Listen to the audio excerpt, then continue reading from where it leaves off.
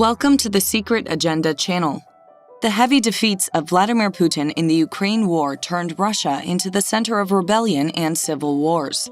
Vladimir Putin, while trying to suppress the voices against him, is also trying to block the advance of the heroic Ukrainian army. However, Putin, who is tired and spending his last days in the last leadership seat, cannot prevent both situations.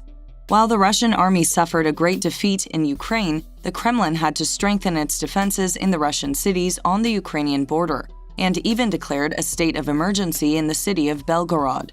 Because the intense conflicts in Ukraine spread to Russian cities from time to time, and the supply centers and roads of the Russian army were blown up.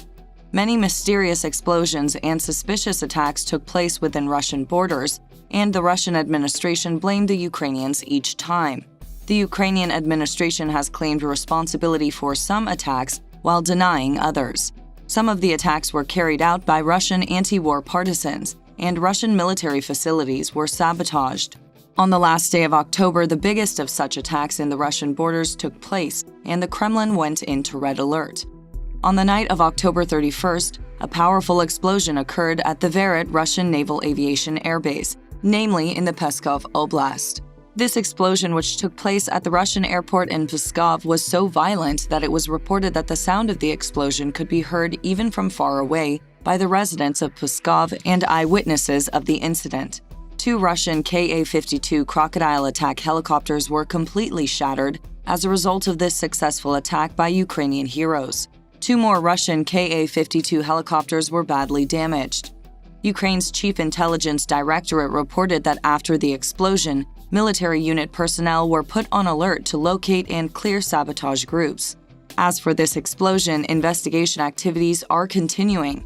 In the aftermath of this explosion, details about the destruction of other Russian equipment and the deaths of Russian personnel began to be confirmed. But the exact number of Russians who died after the explosion at the Russian airport in Pskov is currently unclear. After this explosion, the Moscow administration immediately began to implement the state of emergency in Pskov and its environs. The cost of this explosion, which dealt a heavy blow to the Russian administration, is quite frightening for the Russians. Ukrainian intelligence stated that the cost of a Ka-52 helicopter is about $16 million. In this explosion, 2 Russian Ka-52 helicopters were completely shattered, and 2 more Russian Ka-52 helicopters were heavily damaged. In other words, it is estimated that Russia lost about $50 million after this explosion. And this damage is caused only by Russian Ka-52 helicopters. In addition, the elements of damage at the Pskov airport will greatly affect Russia. It is not the first time that Ukrainian heroes shot down expensive Crocodile helicopters of the Russian army. On October 24th, Ukrainian forces shot down a Russian Ka-52 Crocodile attack helicopter. On Monday, August 15th, Ukrainian heroes managed to shoot down a Russian Ka-52 helicopter. While the Kremlin administration and Russian leader Vladimir Putin focus on safety measures after this huge explosion at the Russian airport, possible Ukrainian attacks are still feared in this region. The Ukrainian heroes, besides achieving extraordinary success after this attack, almost started to carry the war to Russian lands. With the explosion as a result of the Ukrainian attack at the Russian airport in Pskov, which shook the agenda, the Kiev administration managed to gain a lot of strength against the Moscow administration. After this explosion, the soldiers of the Russian army began to hesitate even when stepping on the territory of Ukraine. The Ukrainian army gained a lot of strength in its struggle from the beginning of the war, thanks to the support of the USA and its Western allies. Zelensky's army greatly enriched the Ukrainian army inventory, both with the war equipment left behind by the Russians and with the weapons aid packages sent to the Ukrainian army. The Russian administration, on the other hand, could not free itself from the effects of the mobilization decision announced by the leader Vladimir Putin. Especially on the southern front of Ukraine, in the Kherson region, the situation of the Russian troops is deplorable. Ukrainian heroes have almost taken the Russian forces into the circle of death in this region.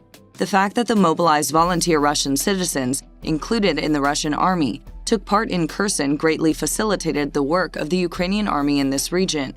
While the Ukrainian heroes continued their dominance not only on the southern fronts, but throughout Ukraine, the Russians began to hold their retreat positions again. At the moment in Russia, While the local people are hoisting the flags of revolt against the Moscow government, the Kremlin administration is very limited in this regard. The last conversation in Moscow was that a new leader might come. In fact, since the relationship between Evgeny Prigozhin, the leader of the Wagner Group, and the Russian leader began to fall apart, the claims that a new leader would come to the Russian power increased considerably. The most talked about topic in the Kremlin is a new name that can replace Putin. In short, everything started to get mixed up in Moscow, while the Russian political layer is going through the most difficult periods in its history. It's not known how a change of leader in a war will affect Russia, but the only known fact is that Russian leader Vladimir Putin has a very difficult job. The Russian administration had taken steps to prevent the unthinkable progress of the Ukrainians even a little bit. The Moscow administration announced that it suspended the agreement on grain exports through the Black Sea and withdrawn from the agreement, after intense air attacks and explosions at the naval headquarters of the Russian Black Sea Fleet. But 2 Ukrainian cargo ships loaded with grain left Ukraine ports last Monday and took the humanitarian sea corridor to Turkey. A total of 12 more cargo ships will leave the Black Sea ports controlled by Ukraine, and 4 Ukrainian ships will depart from the Black Sea ports a few days after these ships. The Joint Coordination Center, which oversees the agreement on Ukraine's grain exports via the Black Sea, announced that one of these ships has already sailed under the Turkish flag. Ukraine's grain was blocked from shipping in the Black Sea last Sunday after Russia suspended an export deal vital to the global food supply, a decision rejected by Kiev, Washington, and the EU. Earlier, the United Nations announced that Turkey and Ukraine decided to continue implementing the grain agreement after the stoppage of the movement last Sunday, and a day later, on Monday, a transit plan is in place for the 16 currently active ships. The Ukrainian government announced that 22 Ukrainian ships are loaded and waiting at the ports.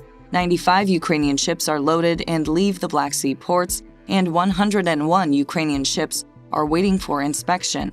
In other words, it's known that 218 Ukrainian ships included in the Ukrainian grain exports were tried to be blocked by the Russians. As part of the United Nations aid program, Ukraine's infrastructure minister Alexander Kubrakov announced that one of the ships carrying 40,000 tons of grain bound for Ethiopia could not leave the port last Sunday due to Russian obstacles, and the ship could no longer reach its destination on time. NATO, on the other hand, attended an international congress urging Russia to reverse its decision. The Russian administration, on the other hand, announced that it will soon contact Turkey and the UN on the grain agreement.